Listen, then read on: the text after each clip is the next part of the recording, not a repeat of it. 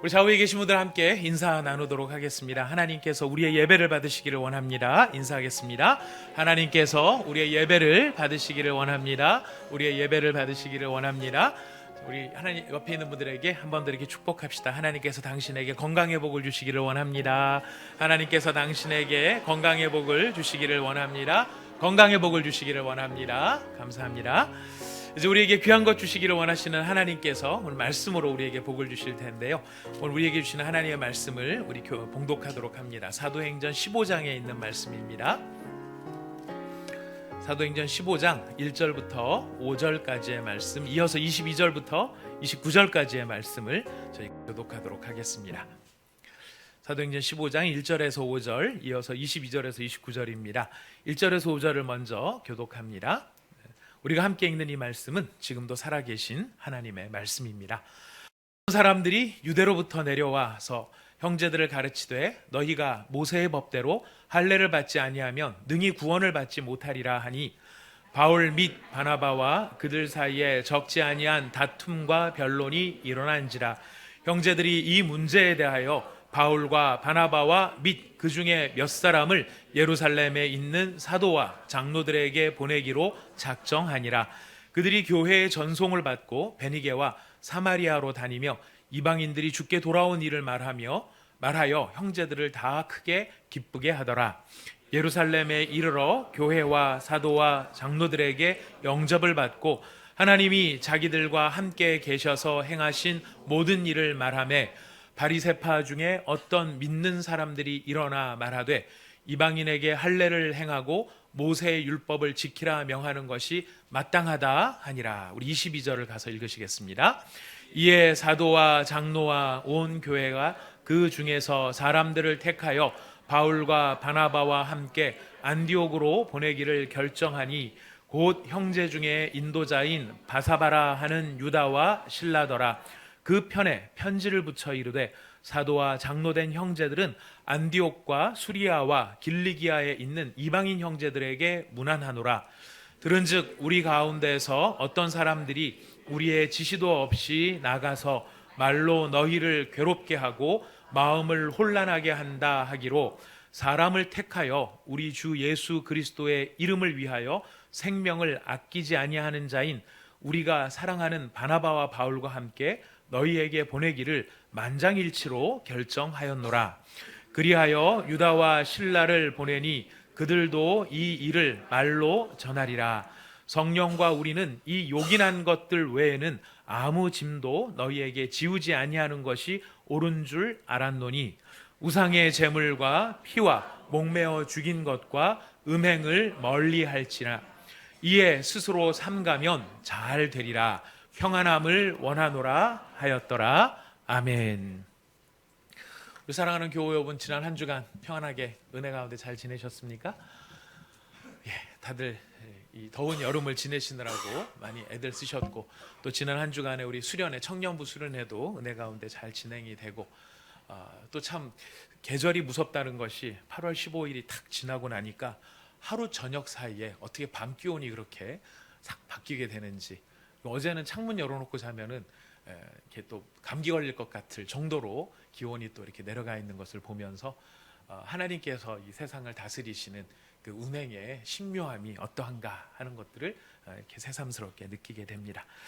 이렇게 세상 모든 것을 주관하시는 하나님께서 오늘 우리에게 사도행전의 말씀을 통해 어떻게 초대교회 가운데 하나님의 일들을 이루셨는지를 우리가 지금 살펴보고 있는데요.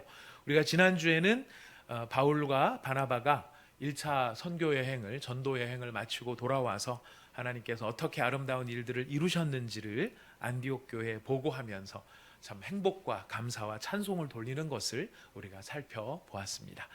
이제 그렇게 아름다운 은혜의 보고를 마치고 났는데, 여러분 그렇죠?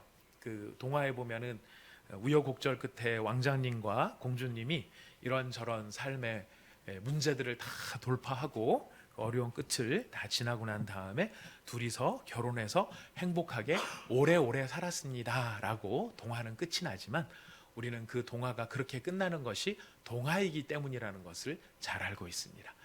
실제는 어떠합니까? 둘이서 결혼을 했습니다. 그 다음에 둘이서 죽을 때까지 지지고 볶고 싸우느라 정신이 없었습니다. 뭐 이렇게 갈 수도 있을 것입니다. 뭐 반드시 싸우리라는 법은 없지만은 어떻습니까?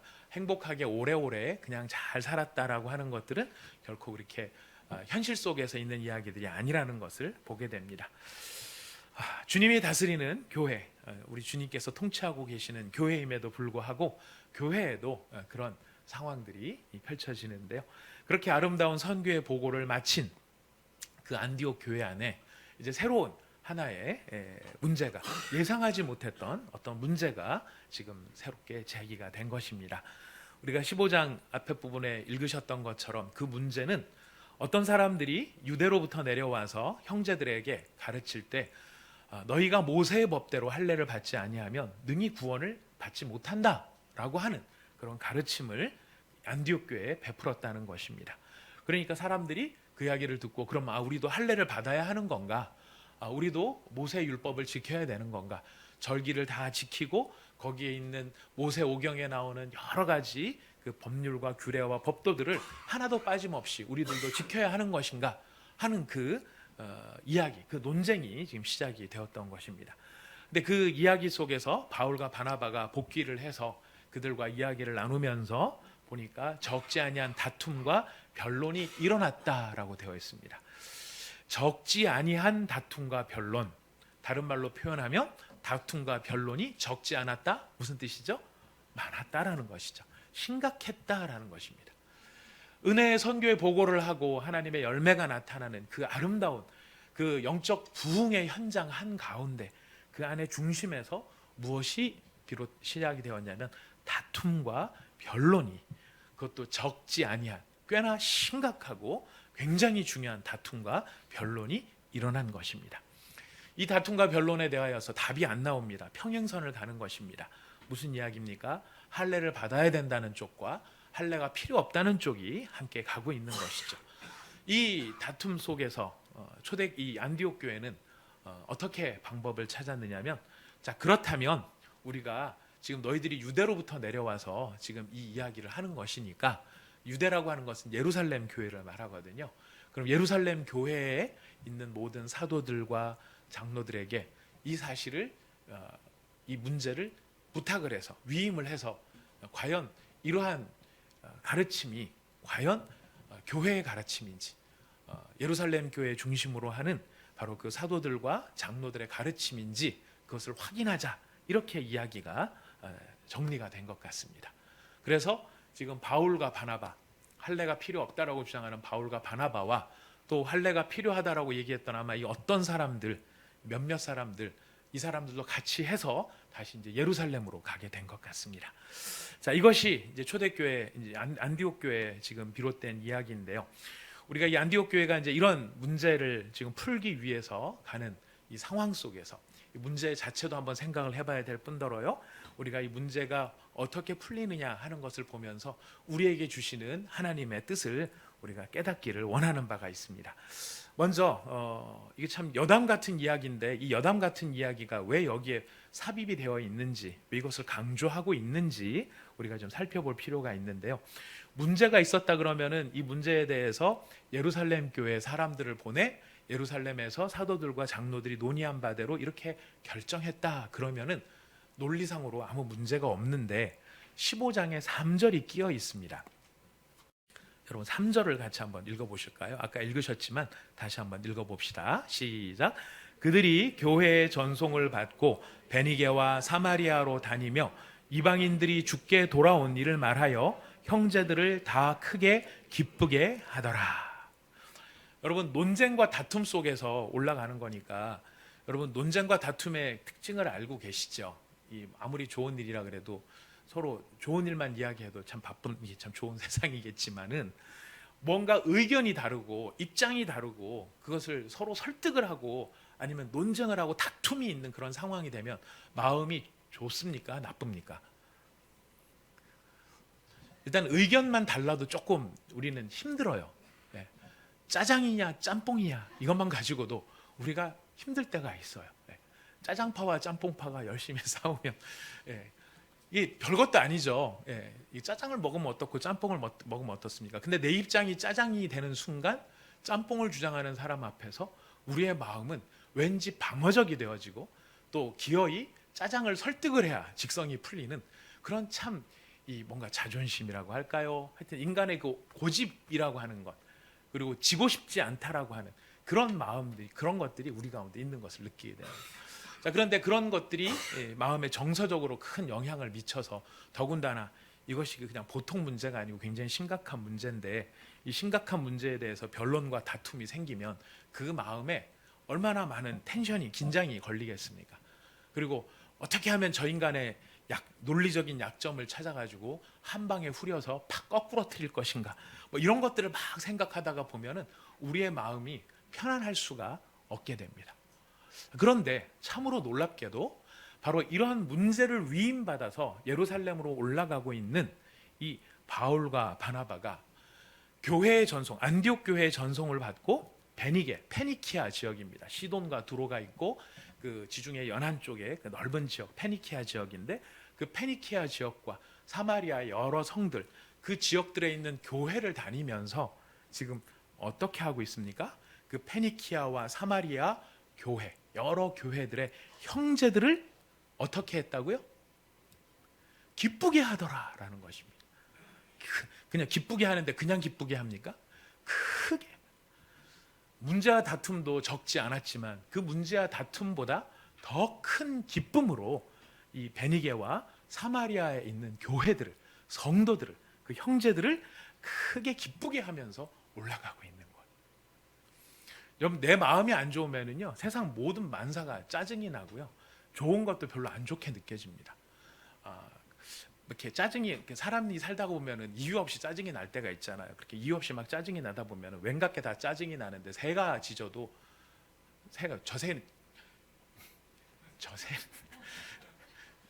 저 새는 왜 저렇게, 왜 저기서 지금 저렇게 하고 있나, 막 이거 똥 싸는 건 더 말할 나위도 없고요. 아침에 일어나 보면 제 차 위에 이렇게 항상 까치들이 와가지고 하여튼 이렇게 싸고 가는 애들이 몇 마리가 있습니다. 노리고 있습니다. 언젠간 잡아서 똑같이 해주리라. 똑같이 해주리라 달라짐을 하고 있는. 어떤 때는 참 짜증이 나는 거예요. 새가 울어도 짜증이 나고, 햇볕이 찬란해도 짜증이 나고, 막 시원한 바람이 불어도 바람은 왜 이렇게 시원한 거야, 막 이러면서 막 짜증이 날 수도 있는데요. 이런 마음 상태로는 다른 사람을 기쁘게 할 수가 없습니다.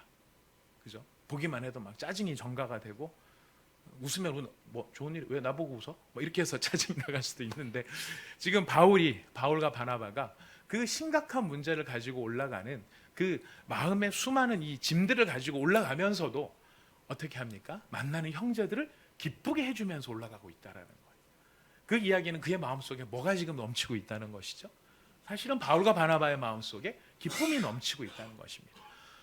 내 앞에 삶의 문제가 있고, 이 문제가 굉장히 심각한 문제라 할지라도 지금 바울과 바나바의 근본에 있는 마음의 기쁨을 함몰시킬 수 없는, 그것을 무너뜨릴 수 없는 바로 큰 그런 기쁨이 그의 마음속에 내재되어 있기 때문에 이런 논쟁 속에서도, 이런 갈등 속에서도 그는 가는 곳에서 다른 사람들을 기쁘게 해줄 수 있는 바로 그런 마음가짐을 가지고 있었다 하는 것을 보게 됩니다.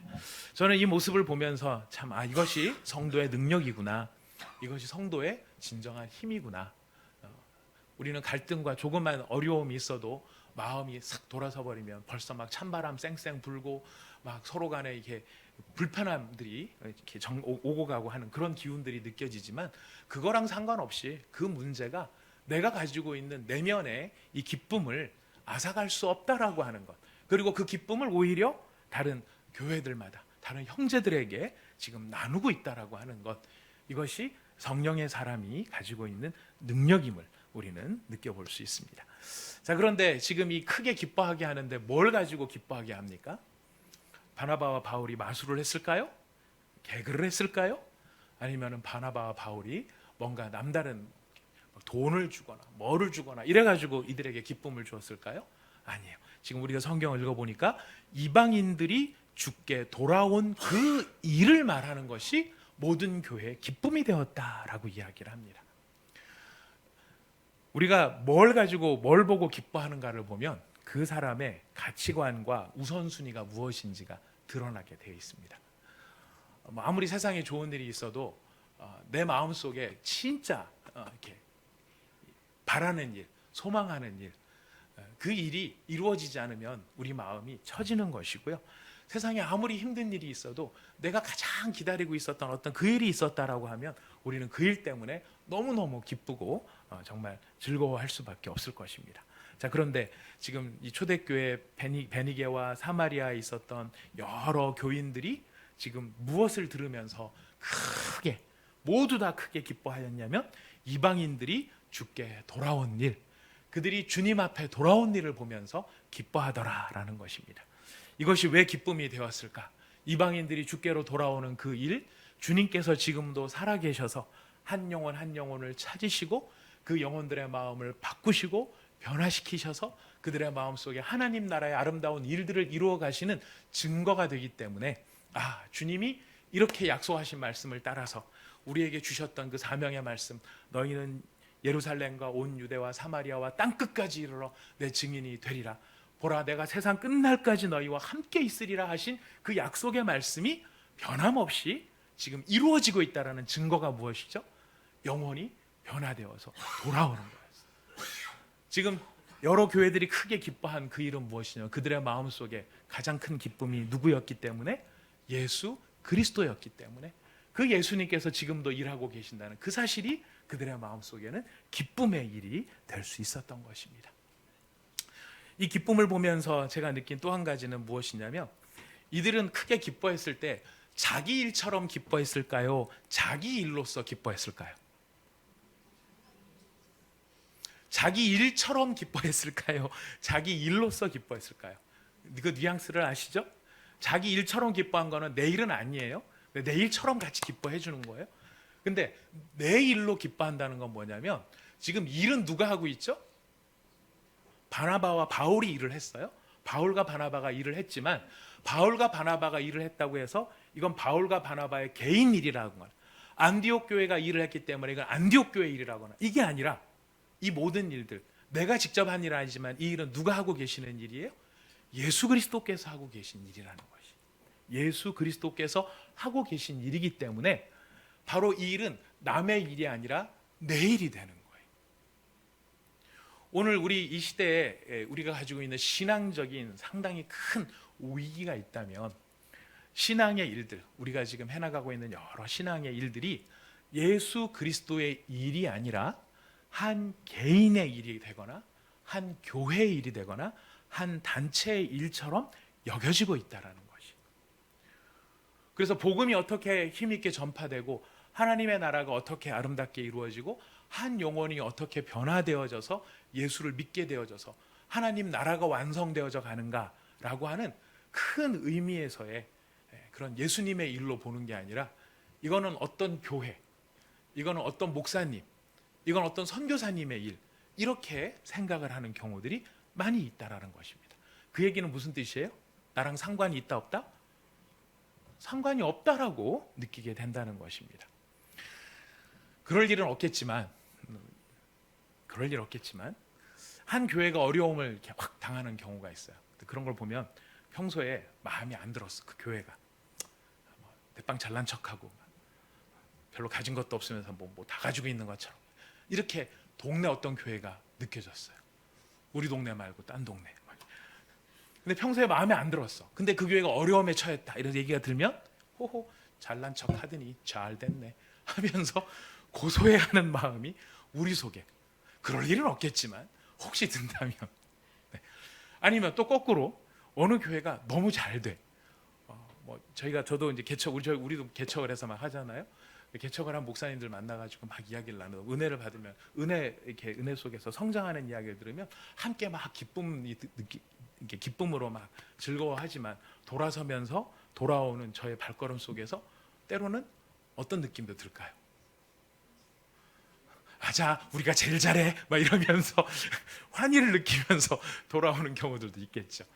하지만 또 역설적으로 왜 이렇게 어려울까? 이런 생각들을 하게 되면서 돌아올 수도 있습니다. 근데 이건 다 지금 뭐를 사실 놓치고 있는 걸까요? 우리가 하는 일이 예수 그리스도의 일이라고 하는 것을 놓치고 있다라는 거예요. 그래서 한 교회가 한 교회나 한 개인이나 한 단체가 아픔을 느끼면 그게 내일처럼 아파해 주는 게 아니고 내일로서 아파해야 되는 거거든요. 왜냐하면 우리는 그리스도 안에서 모두가 하나이기 때문에. 그리고 한 교회가 정말 잘 되고 있다라고 하면 그리스도 예수의 교회가 이렇게 복음에 있어서 하나님 나라의 영광을 위하여서 잘하고 있구나 하면서 우리의 일로서 같이 기뻐하는 그 마음이 우리 가운데 필요하다라는 거예요. 근데 그렇지 않고 이제 다 개교회주의, 개단체주의, 이거는 개기뻐 이런 거랑은 틀립니다.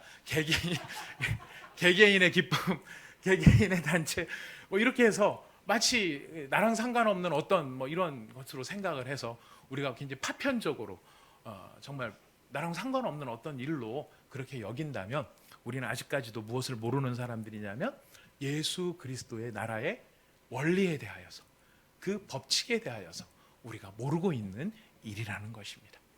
그래서 지금 이 교회 지금 바울이 올라가면서 페니키아와 이 사마리아에 있는 교회들에게 이렇게 선교 보고를 했었을 때 하나님이 지금도 어떻게 일하고 계시는가를 알려줬을 때 그들은 바울과 바나바가 대단한 일을 했네, 안디옥 교회가 엄청난 일을 했네, 그것이 아니라 어떤 고백을 했을까요? 예수 그리스도는 지금도 살아계시고 그의 영광과 그의 사역을 위하여서 변함없이 이렇게 일하고 계시는구나. 우리 예수님은 지금도 살아계시는구나. 이것으로 인하여 그들이 기뻐할 수 있었다는 것입니다. 우리에게도 이런 영적인 안목이 열릴 수 있기를 바라겠습니다. 그래서 다른 분들이 잘 되면 내일처럼 기뻐하는 게 아니고 뭐로 기뻐해야 된다고요? 내일로 기뻐해야 되는 거고요. 누군가가 어려운 일을 당하면 내일처럼 슬퍼하는 게 아니고 내일로 나의 일로서 우리가 같이 애통해야 하는 그런 마음가짐이 교회 본질이고 교회의 정체성이다 하는 것을 생각해 볼 수 있습니다. 바로 이 예수님이 일하고 계신다는 것, 이것이 바울에게는 힘이었어요. 기쁨이었어요. 예수님께서 여전히 은혜로서 그 은혜를 베푸심으로 죄인이 돌아와 회개하고 하나님의 영광을 나타내신다라고 하는 이 예수님의 은혜가 바울과 바나바에게는 기쁨이었던 거예요. 그의 앞에 논쟁거리가 있고 그의 앞에 여러 가지 답답한 일이 있을지라도 바로 그 예수님으로 말미암아 그 예수님이 변함없이 일하고 계신다는 것을 깨닫기 때문에 그는 기뻐할 수가 있었던 것입니다. 우리의 기쁨도 마찬가지입니다. 우리 사랑하는 성도님들, 일상의 삶 속에서 여러분들 무엇으로 인해서 힘을 얻고 무엇으로 기뻐해야 하는 것일까요? 우리가 예수님을 의지하고 예수님을 신뢰하고 예수님의 은혜가 우리 가운데 있다는 것을 확인하기 때문에 그 은혜가 우리에게 힘이 되는 것이고 우리에게 기쁨이 되는 것이고 우리에게 위로가 되는 것입니다. 성도에게 있어서는 이 예수님의 은혜를 확인하는 것보다 더 중요한 것이 없어요. 다른 것이 아무리 잘 된다 할지라도 이 예수님의 은혜, 그 은혜가 우리 가운데 함께 계셔서 우리를 통치하시고 다스리시고 이 순간, 이 상황 속에서도 우리를 붙들고 계신다는 것을 확인하는 것, 이것이 성도가 갖는 능력의 비결이라는 것입니다. 바울도 똑같아요. 여러분 이 이야기를요, 초대교회 지금 요 이야기뿐만 아니라 뒤에 가면 또 여러 가지 초대교회 교회가 바울이 바나바가 이런 좀 의아한 순간들을 우리가 직면을 하게 되는데 그럴 수 있어요. 바울도 그럴 수 있고 바나바도 그럴 수 있고 다툼도 있고 슬픔도 경험할 수 있어요. 그리고 슬픔 때문에 마음이 좌절하거나 낙심할 수도 있는 것입니다. 하지만 그것을 다시 일으켜 세우는 바로 그 힘, 그 능력, 그것은 무엇이냐면 예수 그리스도의 변함없는 은혜가 나와 함께하고 계시고 지금도 일하고 계신다는 것을 확인할 수 있는 것, 그것이 성도를 기쁘게 할 수 있는, 다시 일으켜 세울 수 있는 힘이라는 것입니다. 다툼 속에서도 기뻐할 수 있는 것이, 뭔가 이 변론이 있는 이 상황 속에서도 변함없이 기뻐할 수 있는 거예요. 우리가 누가 아파도 기뻐할 수 있는 거고요.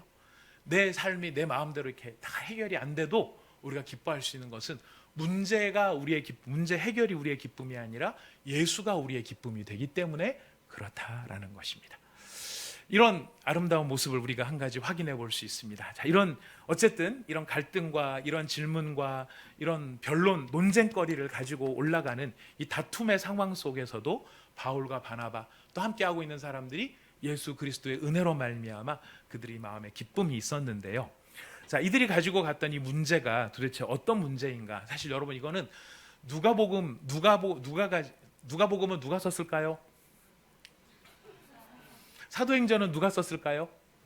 네, 누가가. 네, 둘 다 누가가 썼습니다. 둘 다 누가가 썼는데 누가복음과 사도행전을 통틀어서 이 예루살렘에, 여러분 그 당시 예루살렘은 편안한 상황이 아니에요. 종교적인 탄압이 있고 박해가 있기 때문에 신앙적으로 무슨 모임이 있다 그러면 잘못하면 잡혀갈 수도 있는 그런 위기적인 상황이에요. 근데 그런 안 좋은 상황임에도 불구하고 모일 수 있는 모든 사도들과 장로들이 다 함께 모여요.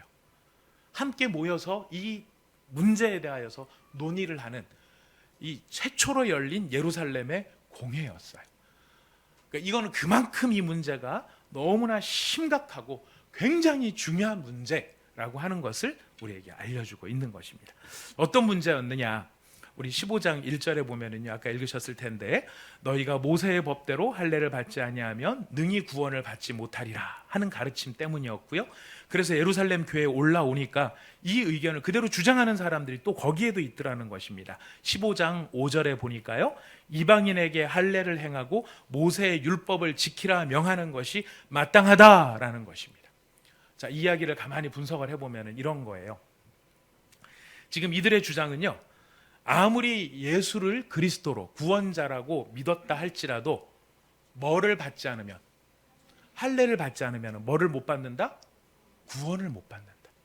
할례를 받지 않고 율법을 지키지 않으면 구원을 받을 수 없다라는 것입니다. 이게 왜 문제가 되는 것입니까? 예수를 믿고 난 다음에도 말씀을 지키고 할례까지는 아니더라도 말씀을 지키고 하는 건 굉장히 중요한 의미가 있을 텐데 왜 이게 문제가 되는 거죠?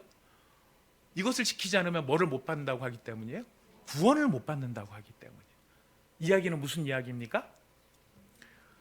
예수 그리스도로 충분하지 않다라는 이야기.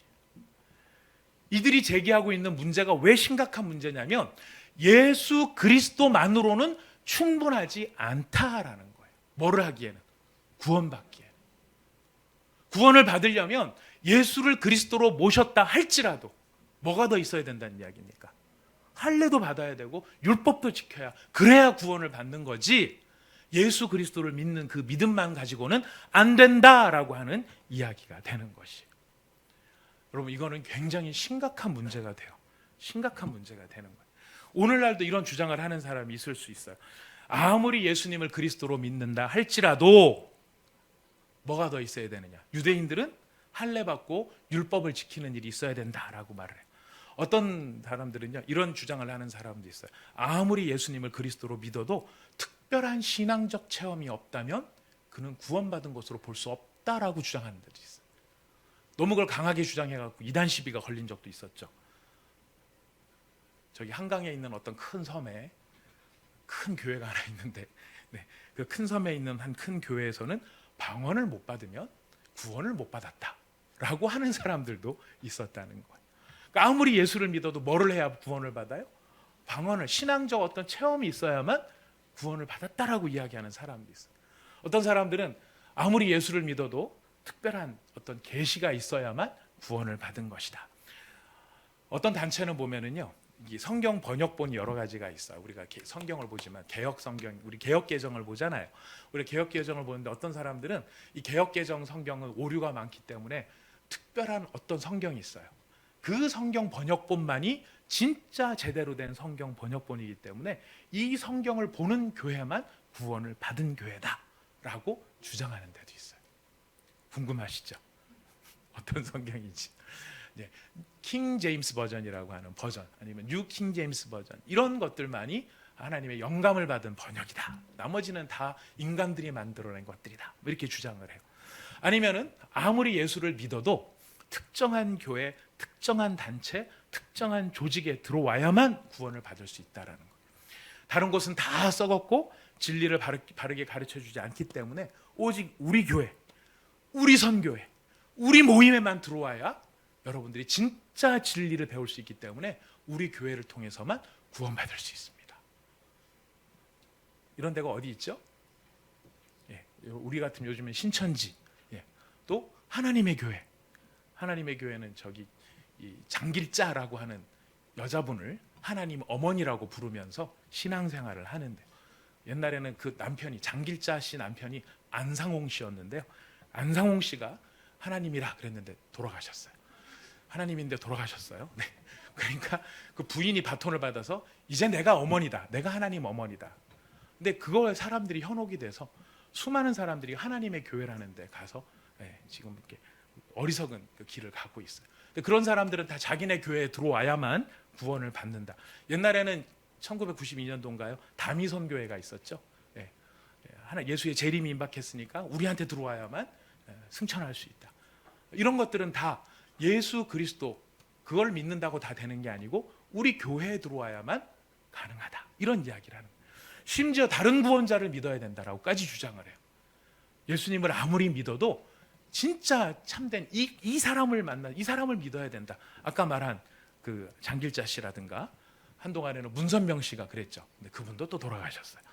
지금 한참 주가를 올리고 계시는 한 분이 계십니다. 이만희 씨가 계시죠. 이만희 씨 같은 경우도 뭐 이렇게 예수를 믿어야 된다라고 말을 하지만 결국은 자기를 믿지 않으면, 자기를 통해서 말씀을 듣지 않으면 구원받을 수 없다라는 것이에요. 자, 이야기는 명분이 어떻든 논리가 어떻든 다 합쳐면 결론은 뭐예요? 예수 그리스도로 충분하지 않다라는 거예요. 구원을 받기 위해서는 예수 그리스도로 충분하지 않다. 거기에 뭐를 더해야 된다. 이런 교리나 이런 계시나 이런 것도 있지만은요, 일반적으로 가장 널리 퍼져 있는 건 뭔지 아십니까? 아무리 예수를 믿어도 착하게 살아야 된다. 여러분, 아무리 예수를 믿어도 착하게 안 살면 어떻게 될까요? 여러분은 어떻게 생각하십니까? 그게 가능한가요? 예수를 믿는데 안 착하게 사는 게 가능할까요? 가능도 해요. 가능해. 인간이 그렇게 만만한 존재가 아니거든요. 이렇게 쉽게 바뀌고 뭐 이런 존재가 아니에요. 근데 우리는 기억해야 됩니다. 지금 초대교회가 직면하고 있었던 이 논쟁은요, 이 논쟁은 향후 교회사에 2000년 동안 이어지는 교회의 역사 가운데 가장 중요한 신앙적 원리를 확증하는 자리예요. 그것은 무엇이냐면 하나님의 진노로부터 우리를 건져낼 것은 오직 그리스도 예수의 은혜밖에 없다라는 거예요. 우리의 회개가 조건이 되는 것도 아니에요. 왜냐하면 고넬료의 가정 같은 경우는 회개의 역사가 앞에 나타나지도 않거든요. 인간의 반응의 문제 이전에 하나님의 진노와 하나님의 심판으로부터 우리를 건져낼 수 있는 유일한 방편은 오직 그리스도 예수의 은혜밖에는 없다라는 거예요. 우리가 착하게 살아서 하나님의 심판을 면할 수 있을까요? 그럼 애시당초 예수 빼고 착하게 살으라고 하면 되죠. 그잖아요? 착하게 사는 것의 가장 절정은 율법이에요. 율법을 그대로 준수하면서 살아가는 삶 이상으로 착하고 선한 삶 여러분 없습니다. 그러면 그냥 예수 빼고 율법 지키라고 하면 되는데 왜 거기다가 예수를 끼면서 또다시 착하게 살아라는 이야기를 하는 것일까요? 그것은 무엇을 모르기 때문이냐면 우리의 죄가 얼마나 심각하고 무서운 것이며 그 죄를 향한 하나님의 진노와 심판이 얼마나 무겁고 막중한 것인지를 우리가 깨닫지 못하기 때문에 그 하나님의 심판으로부터 내가 이렇게 좀 착하게 살면 내가 건진받을 수 있을 정도 되겠지라고 착각하기 때문에 벌어지는 일이라는 것입니다. 여러분 지금 에스겔서 묵상하고 계시죠? 큐티하고 계시죠? 네, 여담으로 설교 중에 한 가지 광고를 먼저 드리도록 하겠습니다. 저희가 7월, 8월 이렇게 방학을 맞으니까 매일 성경 판매 권수가 뚝 떨어졌습니다. 학기 중에는 제가 분위기 보니까 우리 순장님들이 다 사서 순원들한테 나눠주시기 때문에 그래도 매일 성경을 다 어쨌든 하든 안 하든 한 권씩을 다 주셨던 것 같은데 방학을 맞으니까 다들 매일 성경도 안 보시는 것 같아요. 매일 성경이 진리가 아니고 매일 성경을 봐야 구원 얻는다 이런 뜻이 아닙니다. 절대 그런 뜻이 아닙니다. 하나님의 말씀과 그 은혜에 대한 깨달음이 없이는 우리가 안 되는 것인데요. 뭐 큐티를 한다고 구원받고 안 하고 이런 문제가 아니죠. 중요한 것은 중요한 것은 우리가 예수 그리스도의 은혜로 충분하다, 이제 이것을 느껴야 되는데, 제가 그 얘기를 왜 했냐면 요즘에 에스겔서를 하고 있어요. 에스겔서에 그 얘기를 하려다가 앞으로 갔네요. 에스겔서를 보면은요, 하나님의 심판이 얼마나 무서운지, 막중한지, 이게 사람의 어떠함으로 해결할 수 없는 것인지가 에스겔서에 스며져 있고 선포되어져 있고 나타나 있어요. 우리가 그 하나님의 진노 앞에서는 나의 의라는 것이 얼마나 누더기와도 같은지, 내가 가지고 있는 선이라고 하는 것이 얼마나 아무것도 아닌지, 그것을 적나라하게 깨닫게 된다는 것입니다. 그 하나님의 엄청난 공의 앞에 바로 서본 자만이 인간이 가지고 있는 나의 의와 나의 선이 얼마나 보잘것없고 나를 건져낼 수 없고 나를 구원해낼 수 없는가 하는 것을 깨닫게 된다는 것입니다. 그 깨달음이 있을 때 비로소 우리가 무엇에 대한 감격이 찾아오느냐면, 그리스도 예수로 말미암은 그 은혜가 얼마나 놀라운 은혜이며, 그 은혜 없이는 내가 감히 하나님 앞에 설 수도 없고, 그 은혜 외에는 내가 자랑할 것이 없고, 그 은혜 외에는 내가 다른 사람들 앞에 내어놓을 것도, 하나님 앞에 내어놓을 것도, 다른 사람한테 왜 이렇게 못하느냐고 질책할 것도 아무것도 없다는 것을 깨닫게 된다는 것이, 지금 바울과 바나바가 이 초대교회에 벌어진 문제에 대하여서 이렇게 간절함으로 나가는 것은, 정말 이렇게 심각하게 이야기할 수밖에 없는 것은, 하나님의 저주와 하나님의 심판과 하나님의 진노 앞에서 우리를 살게 할 수 있는 능력, 우리를 인도하게 되는 능력, 그것은 오직 누구의 은혜로만이라고요? 예수의 은혜로만이라는 것입니다. 그렇기 때문에 모든 성도들이 날마다 확인하고 또 확인하고 또 확인해야 될 것은, 내가 은혜 아래 있는가라는 것이, 내가 은혜 아래 있는가, 내가 과연 하나님 예수 그리스도의 은혜 안에, 그 은혜 뒤에 있는가, 아니면 내가 무엇을 가지고 지금 내가 살아가고 있는가를 우리가 살펴볼 필요가 있다는 것입니다. 온사랑의 교회 성도 여러분, 사도 바울이 논쟁 중에 있으면서도 그 마음에 기쁨을 잃지 않을 수 있었던 것, 그 마음에 무조건 평안함이 잔잔한 무슨 호수 같은 그런 상황이 아니었죠. 논쟁을 통해서 울컥울컥 올라오고, 더군다나 지금 이 논쟁을 보니까 어때요? 구원받기 위해서는 예수밖에 없다라고 하는 이 사실 외에 무언가를 더 첨가하려고 하는 그들의 주장이 얼마나 그리스도 예수의 피를 헛된 것으로 만드는가 하는 그 정말 절박한 상황 속에서 그런 주장을 하는 사람들이 얼마나 참 판단이 되고 믿겠습니까? 그러나 그럼에도 불구하고 지금 자신의 감정을 거기에다가 쏟게 하지 아니하고 거기에 끌려다니지 않을 수 있었던 것은 무엇이냐면, 그 논쟁, 그 삶의 어려움 속에서도 바울과 바나바가 무엇을 붙들고 있기 때문이에요? 예수 그리스도의 은혜를 붙들고 있기 때문이었던 거예요. 저 사람도 은혜 없이는 안 된다. 결국 저 사람도 은혜에 대한 깨달음 없이는 안 된다. 세상 속에서 자랑 많이 하는 사람들도 보게 돼요. 교회를 다닌다고 하면서도 참 이런저런 공로에 대한 이야기들 하는 사람들 많이 보고, 공로에 대한 자랑과 마찬가지로 좌절 속에 빠져 있는 사람들도 봐요. 근데 그건 다 우리가 무엇에 대한 깨달음이 아직 없어서인가? 그것은 그리스도 예수, 메시아 예수의 은혜가 무엇인지, 그 은혜로 말미암아 우리가 살아간다는 것이 무엇인지를 아직 우리가 더 깨달아야 될 부분이 있기 때문이 아닌가 하는 것을 우리가 생각하게 되는 것입니다. 오늘 주일 예배의 자리에 나와 있는 사랑하는 성도 여러분, 우리가 하루를 살아가는 삶의 호흡도 그리스도 예수의 은혜로 말미암아 되어지는 일입니다.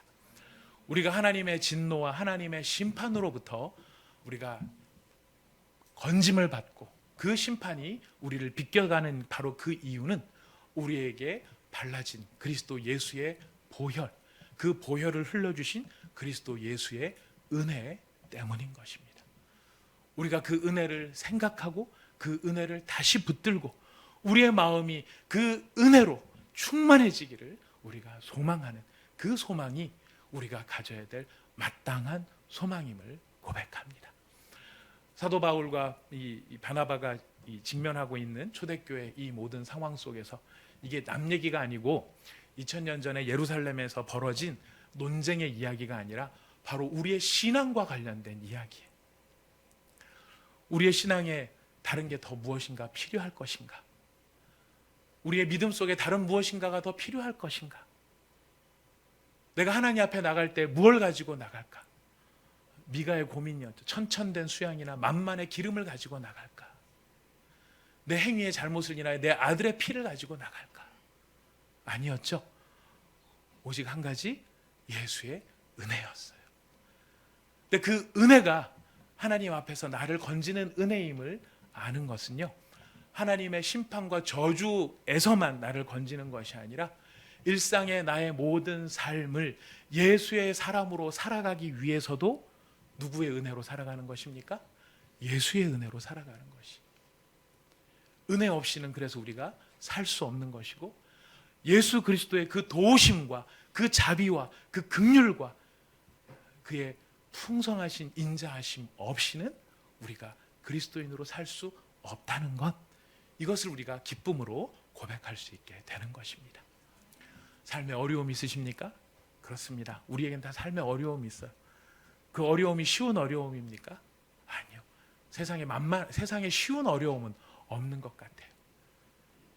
어떤 목사님이 그런 설교하시는 걸 들으면서 혼자서 저분 세상에 저 목사님이 저런 고민을 다 하셨네 라는 생각을 해본 적이 있어요. 하루는 남산에 올라가셨다고 하든가, 남산에 올라가셔서 탁 하늘을 내려다보니, 땅을 내려다보니까 세상에 웬 그렇게 수많은 집들도 많고 아파트도 많고 이렇게 많은 집들이 많구나. 근데 이 목사님의 고민이 뭐였을까요?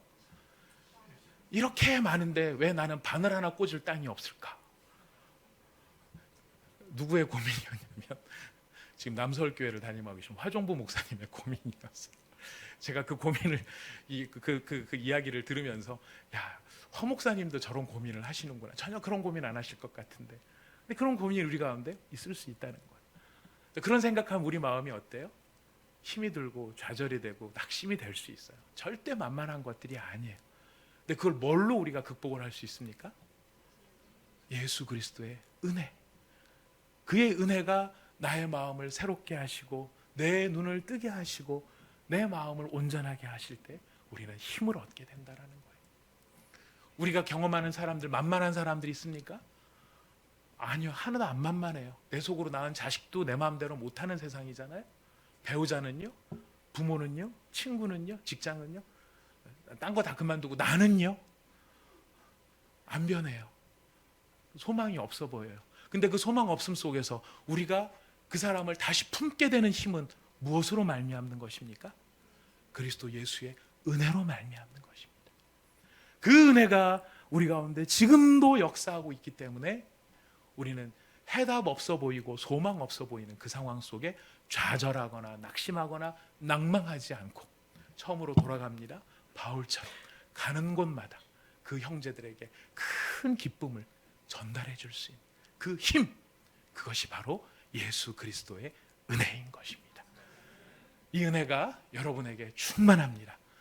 은혜를 새로 받아야 되는 게 아니고요, 이미 예수님은 은혜를 쏟아 부어주고 계세요. 우리가 너무 정신이 없고 마음이 딴 데 팔려 있다 보니까 그 은혜로 못 느끼는 것뿐이지요. 예수님께서는 이미 은혜로 부어주고 계십니다. 무엇으로 알 수 있어요? 약속의 말씀이에요. 내가 세상 끝날까지 너희와 항상 함께 있으리라. 우리 온사랑의 교회 성도들의 마음의 눈이 활짝 열리고 밝아져서 나를 도우시고 내게 힘주시고 나를 능하게 하시는 바로 그 하나님의 은혜가, 예수님의 은혜가 내게 있음을 확인하면서 그 은혜로 말미암아 우리 다시 일어날 수 있는 저와 여러분이 될 수 있기를 부탁드리겠습니다. 우리 같이 함께 기도하겠습니다. 우리의 삶 속에서 내 힘으로 쉽게 해결되지 않는 여러 상황들 속에 우리는 함몰되기가 쉽습니다. 사도 바울과 바나바, 안디옥 교회도 마찬가지였습니다. 그 안에서 오죽 해결이 안 됐으면 예루살렘 교회까지 이걸 가지고 올라가야만 됐을까요? 절대 쉽게 해결되지 않는 이런 상황들 속에서 그들의 마음이 분노와 원망과 미움 속에 가득했을 수도 있겠지만, 그러나 놀랍게도 성경은 오늘 우리에게 이야기해 줍니다. 그런 심각한 논쟁거리를 안고 올라가는 그 상황 속에서도 바울과 바나바는 만나는 형제들마다 그들을 크게 기쁘게 해주고 그들에게 기쁨을 나누어주고 함께 즐거워하는 그런 삶의 모습을 가졌음을 우리에게 보여줍니다. 이 모든 것이 바로 그들과 함께 하시는 예수님의 은혜요. 이 논쟁이 굉장히 심각한 논쟁임에도 불구하고 이 논쟁에 함몰되지 아니하고 지금 살아계시고 지금 일하고 계시고 지금 붙들고 계시고 지금 은혜를 부어주시는 그 예수의 은혜, 그 은혜에 집중할 때, 그 은혜에 자신을 맡길 때, 그 은혜가 지금도 일하고 계신다는 것을 확증할 수 있을 때 그의 마음속에 기쁨이 충만하였던 것 우리가 꼭 기억하기를 원합니다. 사랑하는 성도 여러분, 우리 하나님이 지금도 바울을 사랑하시듯이 바울과 함께 계시듯이 여러분과 함께 계십니다. 나와 함께 계십니다. 그리고 내게도 은혜를 부으시고 계십니다. 나를 구원하신 것도 예수님의 은혜입니다. 그리고 지금 나를 살게 하시는 것도 예수님의 은혜입니다. 여러분, 그 은혜가 이미 부어지고 있는 은혜가 제게 다시 한번 새롭게 깨달아지게 하여 주시옵소서. 그리하여 기쁨을 회복하게 하시고 내 삶의 여러 문제들에게 함몰되는 것이 아니라 내 안에 계신 예수로 말미암아 그 문제를 뚫고 나아갈 수 있는 성도의 능력이, 하늘의 능력이, 예수의 사람의 능력이 바로 저의 능력이 될 수 있도록 하나님 저를 인도하여 주시옵소서. 우리 같이 함께 기도하도록 하겠습니다. 하나님 아버지 감사합니다.